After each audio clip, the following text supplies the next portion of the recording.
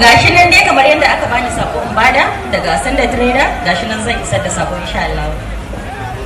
Naira 10,000 ne gashi nan, ina maka murna. Bare da aka sanar da ku jaruman shirin duk kula a duniya su ne za su gabatar da wasa.